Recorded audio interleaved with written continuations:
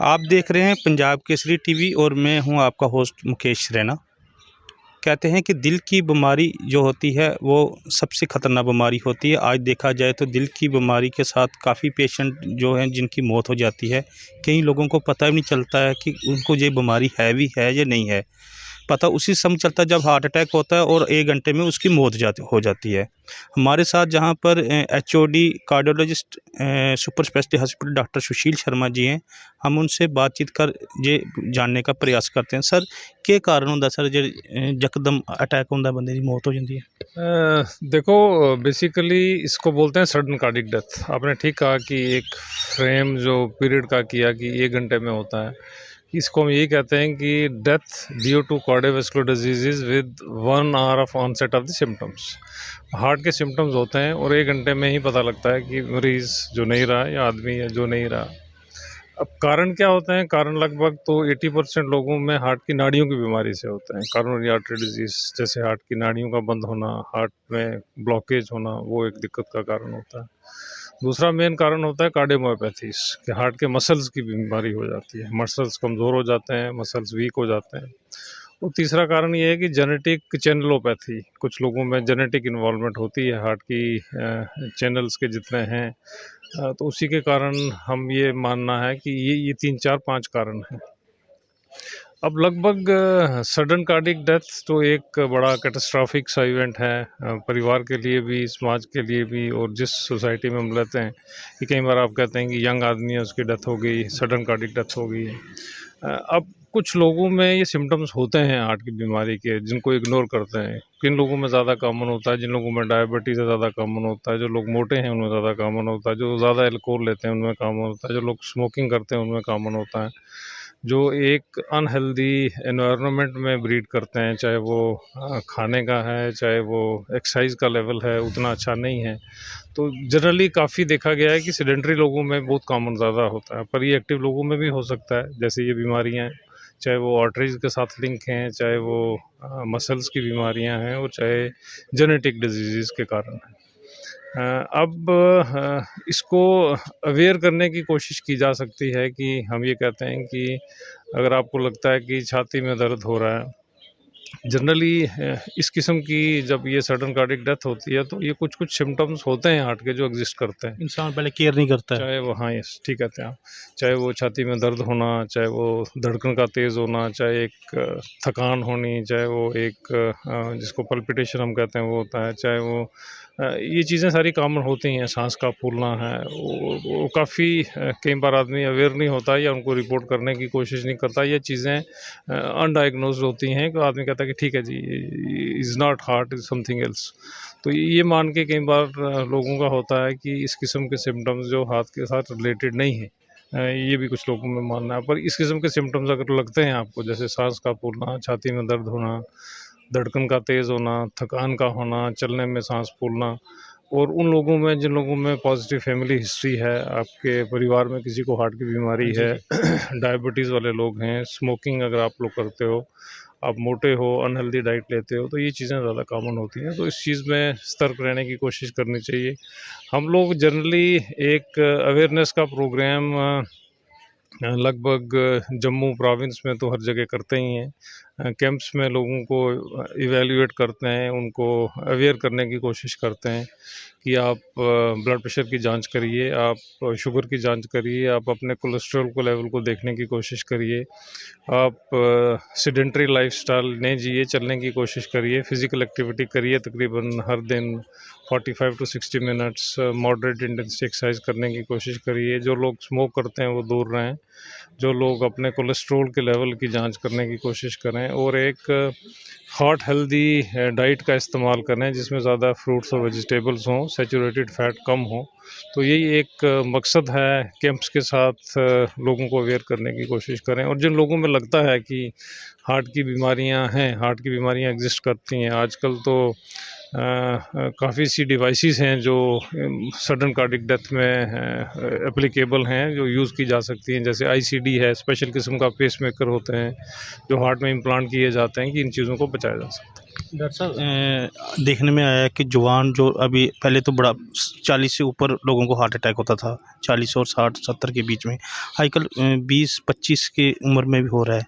क्या कारण है इस जो नौजवान लड़कों को हार्ट अटैक होने की बात आई है? देखिए, कारण कारण तो काफ़ी से मुख्तलिफ हैं। कारण तो एक पिन पॉइंट नहीं कर सकता आदमी कि इसके कारण ये चीज़ें हैं। ठीक, आप कहते हैं कि किसी ज़माने में हार्ट की बीमारियाँ 40 के बाद होती हैं, पर आजकल काफ़ी यंगर जनरेशन में हम देखते हैं जेनेटिक कंपोनेंट होता है एक लोगों में, एक जेनेटिक्स के लेवल का, जिसमें साइंस प्रोग्रेस कर रही है, साइंस देख भी रही है या हम भी देखने की कोशिश कर रहे हैं।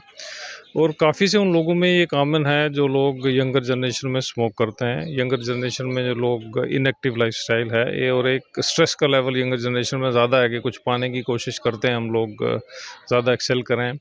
यंगर जनरेशन में लोग चलने की कोशिश कम कर रहे हैं, फिज़िकल एक्टिविटी कम कर रहे हैं, और एक हार्ट की जो डाइट है वो अनहेल्दी है।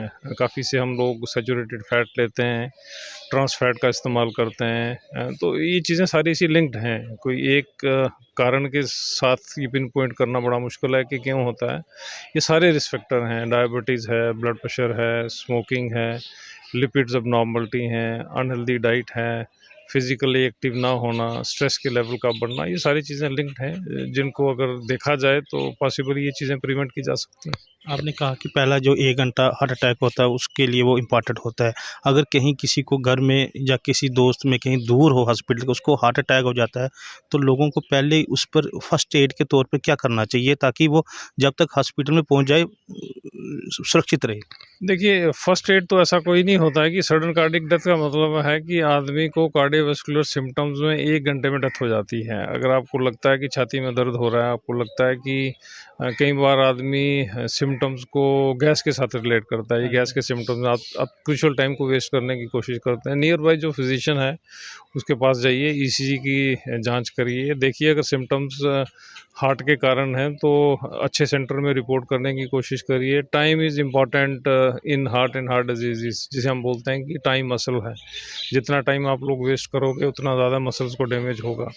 तो इसको पेरिफेरी में प्रिवेंट करने के लिए लोकल फिजिशियन से गाइड करिए, और कुछ जो क्लॉट डिज़ॉल्विंग ड्रग्स हैं वो दी जा सकती हैं, जैसे एस्पिरिन का टेबलेट है, कोलेस्ट्रॉल का गोली है, या थ्रोम्बोलिसिस है जो पेरिफेरल लेवल पर ट्राई करते हैं, जो फिजिशियन भी देते हैं। तो ये चीज़ें की जा सकती हैं। अगर लगता है कि आपके पास इंस्टीट्यूट्स अवेलेबल हैं, जिस जगह एंजियोग्राफी एंजियोप्लास्टी अवेलेबल हैं, तो उन सेंटर्स में रिपोर्ट करने की कोशिश करें, और नाड़ी को खोल के ही ठीक किया जा सकता है और उसको प्रिवेंट किया जा सकता है। जो हृदय रोगी जो है जो रोगी है उसके लिए कौन-कौन सा वो उसका क्या इलाज है? उसका है इलाज उसमें अभी तक हुआ है इसका हार्ट अटैक का इलाज क्या-क्या है? देखिए, डिजीज़ जितनी भी हैं उनका इलाज क्यूरेटिव नहीं है। अगर आप बाईपास भी करते हो, आप स्टेंट्स भी लगाते हो, तो ये मान के नहीं चलना चाहिए कि मैं बिल्कुल ठीक हो गया ठीक हो हूँ। जाएगा वही ना। तो ये these are all basically curative तो नहीं है, ये ऑल प्रिवेंटिव प्रिकॉशंस हैं।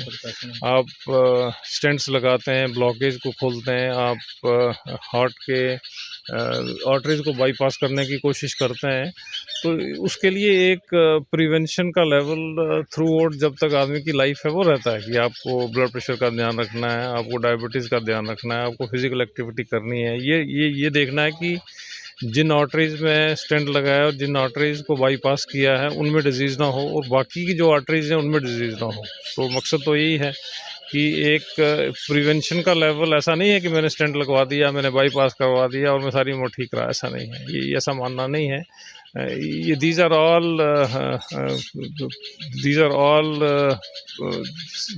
procedures which are possibly preventive हैं। ये ऐसा नहीं है कि मैंने बाईपास कर दिया या ये गॉल ब्लैडर की तरह मैंने गॉल ब्लैडर निकाल दिया, मैं बिल्कुल ठीक हो गया। तो ये ग्राफ्ट्स लगे हैं, स्टेंट लगा है, ब्लड प्रेशर है, डायबिटीज़ है, इन चीज़ों का पॉसिबली लाइफ लॉन्ग कंट्रोल है। आपको ये दवाइयाँ सारी उम्र खानी है, आपको जब तक ज़िंदगी का सफ़र है तब तक उसके साथ ही चलना है। आपने सडन कार्डियक अरेस्ट की बात की, वो सोई हुई भी हो सकती है आदमी को? देखो कहीं भी हो सकता है कि अगर आपको लगता है कि सिम्टम्स हैं कार्डियोवास्कुलर डिजीज़ के जो रिपोर्ट नहीं किए हैं और आदमी की डेथ हो जाती है, तो इसको सडन कार्डियक डेथ कहते हैं कि within 1 hour of onset of cardiovascular symptoms. Symptoms इसी किस्म के होते हैं, छाती में दर्द होना, सांस का फूलना, सिम्टम्स हैं दिल की धड़कन का तेज़ चलना, सिम्टम है फटीग। ये अगर सिम्टम्स रिपोर्ट नहीं होते तो ये सडन भी हो सकती है। जैसे कहते हैं जी इसको सडन हार्ट अटैक हुआ और वो उसके बारे में परिवार को या लोगों को बाद में पता लगा, तो ये कई ऐसे लोगों को पता ही नहीं होता कि मेरे को ये बीमारी है। हो। योग कितना ज़रूरी है बीमारी से दूर करने के लिए? देखो ये सारे से एक सप्लीमेंट्री से चीज़ें हैं। हर चीज़ों का योग का फिज़िकल एक्टिविटी का लिंक है।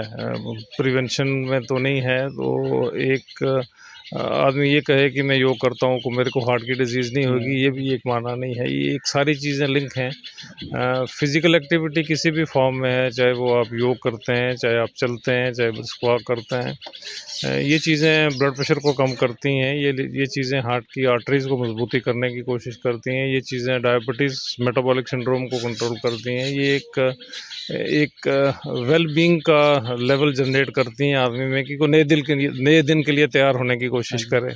तो ये सारे से सप्लीमेंट्री प्रोग्राम्स हैं। कोई ऐसा नहीं है कि मैं खाली योगा करता हूँ, मेरे को हार्ट की बीमारी नहीं होगी, ऐसा नहीं है। आपको डायबिटीज़ है, आपको ब्लड प्रेशर है, ये चीज़ें ये करने से कम होती हैं। चीज़ें ब्लड प्रेशर सिस्टोलिक डायस्टोलिक दोनों कम होते हैं। फिज़िकल एक्टिविटी आप किसी भी फॉर्म में करते हैं, पर ये सारे एक कोऑर्डिनेटेड सा एफर्ट है। सब चीज़ों को आपको साथ लेके चलना है। आपको एक अच्छी डाइट भी खानी है जो बैलेंस डाइट हो। आपको सैचुरेटेड फैट भी कम लेने हैं, आपको फिज़िकल एक्टिविटी भी करनी है, चाहे वो योगा है, मेडिटेशन है, किसी भी फॉर्म में आप करते हैं वो करने की कोशिश करनी चाहिए। मना नहीं करते हम लोग, सबको कहते हैं। पर ये भी नहीं है कि आपके हार्ट के मसल का फंक्शन 20% है और आप एक विगरस एक्टिविटी कर रहे हैं जिसमें हार्ट को ज़्यादा स्ट्रेन पड़ रहा है। तो वो आदमी को अपने सिम्पटम्स के अनुसार ही काम करना है कि मेरी फिज़िकल कैपेसिटी मेरे को किस लेवल तक एक्सरसाइज करने के लिए तैयार कर रही है। स्ट्रेस कितना जो लोग स्ट्रेस लेते स्ट्रेस कितना बीमारी को दावा देता है? देखिए स्ट्रेस बड़ा इम्पोर्टेंट सा फैक्टर है। वो इम्पोर्टेंट सा एक लिंक है हार्ट और हार्ट की बीमारी का। जितना आदमी डिस्ट्रेस करने की कोशिश करेगा, बीपी भी कम होगा, सिंपैथेटिक ड्राइव भी कम होगी। तो ये सारी चीज़ें संतुलन में रहती हैं, तो ये सारी चीज़ें लिंक्ड हैं। स्ट्रेस का काफ़ी सा लिंक है। यंगर जनरेशन में जो आपने बोला कि यंगर जनरेशन में क्यों हार्ट अटैक हो रहा है, एक स्ट्रेस का लेवल है, उसको कम करने की कोशिश करनी चाहिए। स्ट्रेस ज़िंदा रहने के लिए है, खुद ज़िंदा रहने के लिए, प्रोग्रेस करने के लिए भी है। स्ट्रेस एक फैमिली को चलाने के लिए भी होता है, समाज में नाम बनाने के लिए भी होता है। तो सारी चीज़ें लिंक हैं। जो मकसद तो यही है कोऑर्डिनेटेड एफर्ट्स का कि आप मन को भी ठीक रखें और तन को भी ठीक रखें और फिज़िकल जितनी भी लेवल की एक्सरसाइज आप कर सकते हैं उतनी करिए। हार्ट के मरीज़ों को जनरली हम ये सजेस्ट करते हैं कि वो आप ऐसी एक्टिविटी करिए जिसमें हार्ट में लोड कम पड़े। तो ब्रिस्क वॉक करने की कोशिश इसमें करिए। क्या-क्या है सर? जो भी वेट ट्रेनिंग है वो आपके लिए अच्छी नहीं है। किसी किस्म का वेट जो है आप वो उठाना हार्ट के लिए अच्छा नहीं है। रनिंग, जॉगिंग, स्विमिंग, साइकिलिंग ये हार्ट के लिए अच्छी एक्सरसाइज है। आप कुछ भी नहीं कर सकते तो ब्रिस्क वॉक करिए, सबसे अच्छी एक्सरसाइज। 4 लाख से ज़्यादा लोगों को आप अवेयर कर चुके हैं हार्ट की बीमारी में। संडे को कैंप आप लगाते हैं। ये अभियान कब तक आपका जारी रहेगा? देखिए ये बड़ा मुश्किल सा प्रश्न है।